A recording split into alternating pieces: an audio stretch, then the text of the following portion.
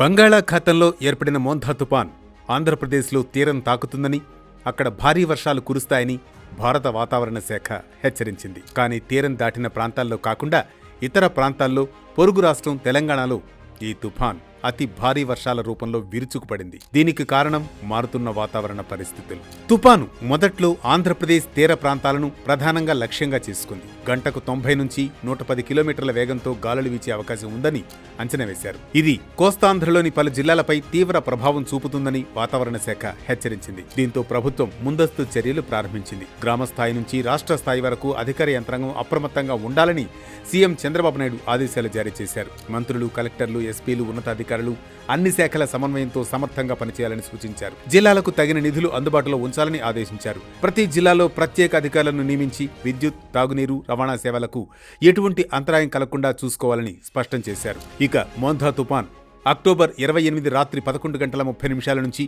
October 29 తెల్లవారుజామున 12 గంటల 30 నిమిషాల మధ్య తీరం దాటింది.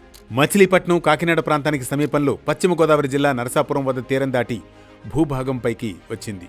సాధారణంగా తుపాను తీరం దాటిన తర్వాత కొద్ది గంటల వరకు ఆ పరిసర ప్రాంతాల్లో ఈదురుగాలులతో పాటు భారీ నుంచి అతి భారీ వర్షాలు కురుస్తాయి. కానీ ఈ తుఫాన్ తీరం దాటిన సమీపంలో ఎక్కడా అంత ప్రభావం కనిపించలేదు.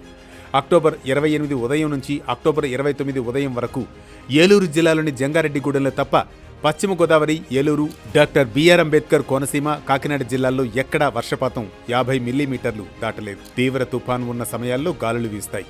కానీ ఇక్కడ అవి కూడా లేవు. తీరం దాటిన అంతర్వేదికి దాదాపు 330 కిలోమీటర్ల దూరంలో ఉన్న కావలి వద్ద అత్యధిక వర్షపాతం కురిపించే మేఘాలు ఉండిపోయాయి. ఆ పరిసర ప్రాంతాల్లోనే 20 సెంటీమీటర్లకు పైగా వర్షపాతం నమోదైంది. సాధారణంగా తుపాను ఏర్పడితే దానికి కుడివైపు ప్రాంతాల్లో భారీ వర్షాలు, ఈదురుగాలులు ఉంటాయి. ఈ లెక్కన అంతర్వేదికి కుడివైపున ఉన్న కాకినాడ, అనకాపల్లి, విశాఖ, విజయనగరం జిల్లాల్లో భారీ నుంచి అతి భారీ వర్షాలు కురవాలి. కానీ ఎక్కడా అలాంటి పరిస్థితి లేదు. మరోవైపు ఈ తుపాన్ ఎంత వేగంగా బలపడిందో అంతే వేగంగా బలహీనపడింది. సముద్రంలో నెమ్మదిగా ప్రయాణించి ఎక్కువ సమయం ఉంటే తుపాను వీలైనంత ఎక్కువ బలం పుంజుకుంటుంది. మోంథా తుపానుగా బలపడినప్పటి నుంచి గంటకు 15 నుంచి 17 కిలోమీటర్ల వేగంతో ముందుకు కదిలింది. ఫలితంగా ఎక్కువ ప్రభావం చూపలేకపోయింది. అంతేకాకుండా మోంథా తుపాన్ తీవ్ర వాయుగుండంగా మారిన తర్వాత ఆంధ్రప్రదేశ్ మీదుగా వాయువ్య దిశగా తెలంగాణ వైపు ప్రయాణించింది. దీని ప్రభావం ఆంధ్రప్రదేశ్లో తగ్గుముఖం పట్టగా తెలంగాణపై మాత్రం తీవ్రంగా ఉంది. తుఫాన్ దిశ మార్చుకోవడంతో హైదరాబాద్తో సహా ఉత్తర, దక్షిణ తెలంగాణలోని పలు జిల్లాల్లో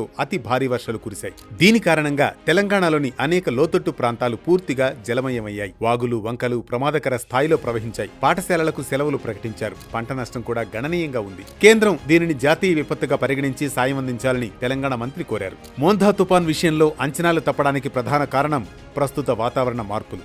గతంలో మాదిరిగా తుపాను గమనం, తీవ్రతను అంచనా వేయడం ఇప్పుడు కష్టంగా మారింది. ప్రపంచంలోనే అత్యంత వేగంగా వేడెక్కుతున్న సముద్రాల్లో బంగాళాఖాతం ఒకటి. పెరిగిన ఉష్ణోగ్రతలు తుపాన్లకు అధిక శక్తినిస్తున్నాయి. తీరం దాటిన తర్వాత కూడా తుపాన్ వేగంగా తేమను విడుదల చేయగలిగే శక్తిని ఈ అధిక ఉష్ణోగ్రతలు అందించాయి. మోంథా తుపాన్ తీరం దాటిన తర్వాత బలహీనపడినట్లు కనిపించినా అంతర్గతంగా ప్రయాణించింది. ఈ అసాధారణ కదలికలను వాతావరణ నమూనాలు ఖచ్చితంగా అంచనా వేయలేకపోయాయి. ప్రస్తుత న్యూమరికల్ వెదర్ ప్రెడిక్షన్ మోడల్స్ తుపాన్లను అంచనా వేయడంలో అత్యుత్తమంగా పనిచేస్తున్నప్పటికీ వాతావరణ మార్పుల వలన అంచనాలు తప్పుతున్నాయి. దీనివల్ల తెలంగాణలో అధికార యంత్రాంగం తగిన చర్యలు తీసుకోలేకపోయింది. మోంథా తుపాన్ ఆంధ్రప్రదేశ్ను తీరం దాటుతుందని, దాని ప్రభావం అక్కడే తీవ్రంగా ఉంటుందని ప్రాథమికంగా అంచనా వేశారు. కానీ ఆ దిశ మార్చుకోవడం వల్ల తెలంగాణలో ఊహించని పరిణామాలు చోటు చేసుకున్నాయి. ఈ పరిణామాలు రెండు రాష్ట్ర ప్రభుత్వాలకు సవాల్గా మారాయి. కాబట్టి తుపాన్ ప్రభావం ఉన్న రాష్ట్రాలతో పాటు పొరుగు రాష్ట్రాలు కూడా అప్రమత్తంగా ఉండాల్సిన అవసరం ఉంది.